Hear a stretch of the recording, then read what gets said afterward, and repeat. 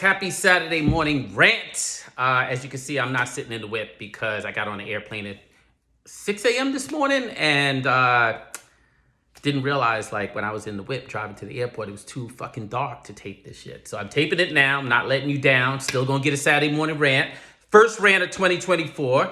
And I know I keep teasing y'all with this audio recording that I'm gonna share. Like, when my career was falling the fuck apart, I just got crazy paranoid, just started taping every fucking meeting that I was having at the time. So, like, I got all these receipts. Like, I got ways for y'all to hear all these people in the nonprofit space, how they negotiate for money behind the scene. But most of that's just gonna go with me to my grave, except for the one about Gabriel Say. I got a few. I got about 8 recordings with this dude and his team.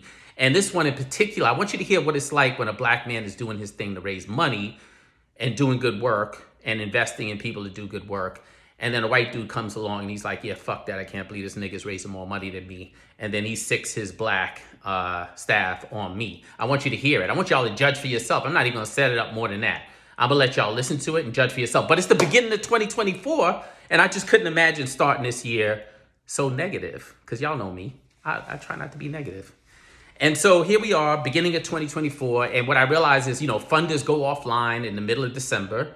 And then funders come back online in like the middle of January. And,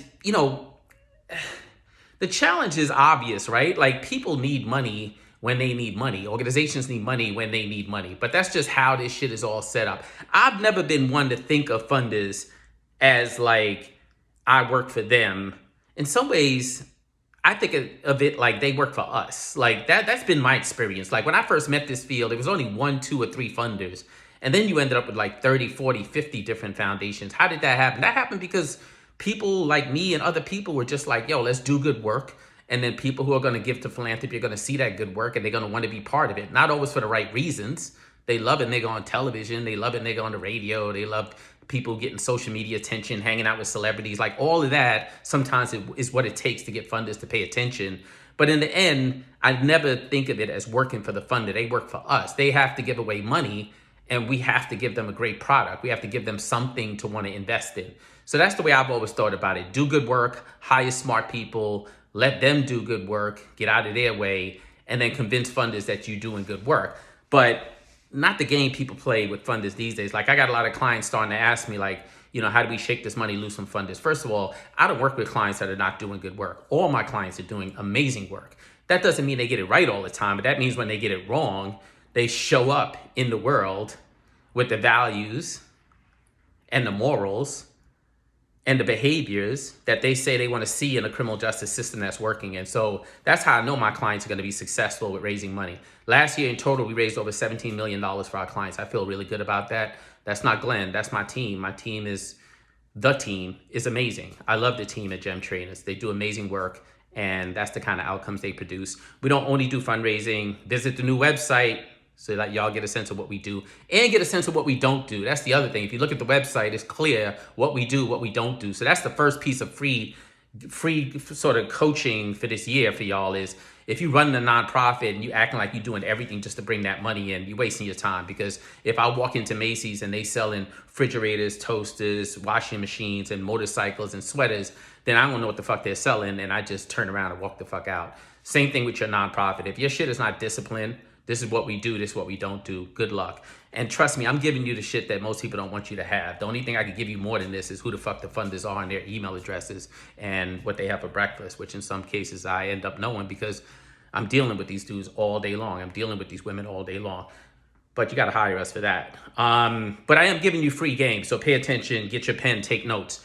So the real conversation I wanted to have today was about that, about how if we as a field exercise the kind of like programming and advocacy and organizing and activism, and we work to change laws, change policies, change regulations, run programs, and hit the deliverables that we say we're going to hit without overpromising and without allowing these funders to exercise all this false modesty. Or either you have funders playing the game of master-slave, they're the master, or they're playing this game of false modesty. I like my funders somewhere in the middle, knowing they have a shitload of power, but being really honest about that and pointing to their privilege, recognizing it, and just wielding it in support of people who are out there doing good work who otherwise wouldn't have access. To me, that's how funders should show up. They never gonna let me run one of these foundations, but if they did, they'd be shocked because I would run this shit so differently than other foundations. I'd probably spend that shit down in like 3 years, be having like Ford turning over in his grave.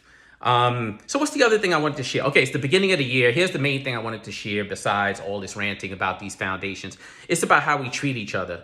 Like the main thing about the criminal justice reform movement, it's already shrinking, right? Like crime went up for a little bit during COVID, post-COVID. It gave a little bit of leverage to people who oppose the work to end mass incarceration, to slim down our criminal justice system.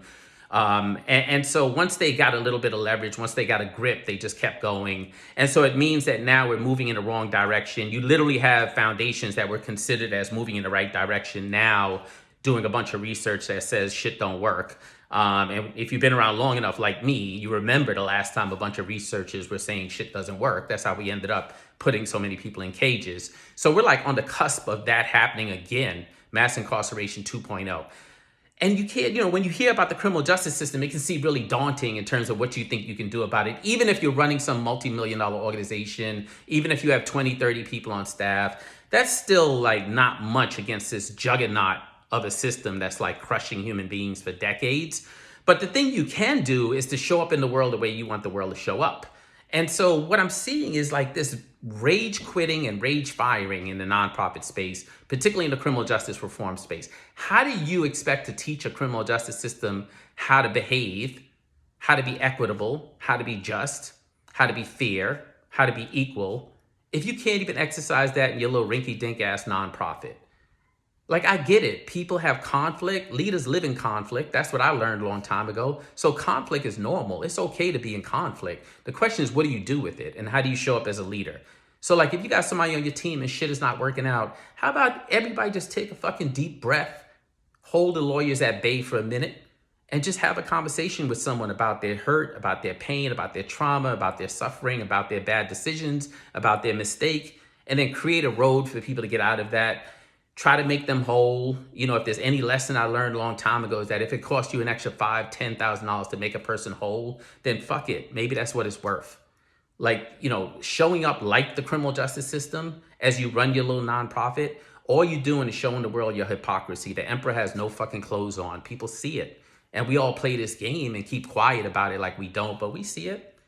And it's why if the field doesn't have legitimacy, then it's hard to walk into any legislature, to walk into Congress, to walk into the Department of Correction, Department of Probation, Department of Parole, and try to convince them that they should be doing something different. They're just as human as you are, and they might be doing something that you think they shouldn't be doing in this world. But if you're doing a little bit of the same thing, just because your dosage seems like, racism light, diet racism, that doesn't mean that you don't lose your legitimacy. So if there's any message I got for y'all at the beginning of 2024, and don't get me wrong, I'm gonna drag some of y'all this year.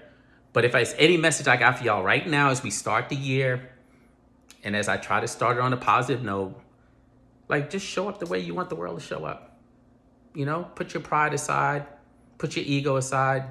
I know you're powerful, you run an organization, you're making millions, I get it. Although, you gotta also recognize that literally one day you could be on the mountain, next day you could be in the valley. Like that shit can happen overnight, go from pet to threat. Like the person that you're so angry at, that could be you one day. So exercise some compassion. Put your ego aside. Do the things you say you want the criminal justice system to do, to get interested in the person who might have caused harm. I don't know. Maybe I'm crazy, but when I started this work 23 years ago, that's what I envisioned when I thought about building a movement.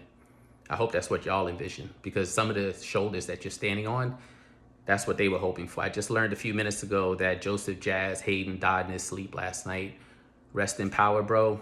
A lot of people might not even know your name, but I know I wouldn't be around if it wasn't for people like you, if it wasn't for people like Eddie Ellis. We all didn't agree. We didn't always agree. We fought with each other, all that sort of stuff, but it was definitely a different world. We wasn't trying to cancel each other. We wasn't trying to make sure each other couldn't raise money. We wasn't trying to say my work is better than yours. We weren't disparaging each other. We weren't in rooms smiling together and then talking shit about each other in the hallway. That's what the criminal justice reform movement looks like right now, unfortunately.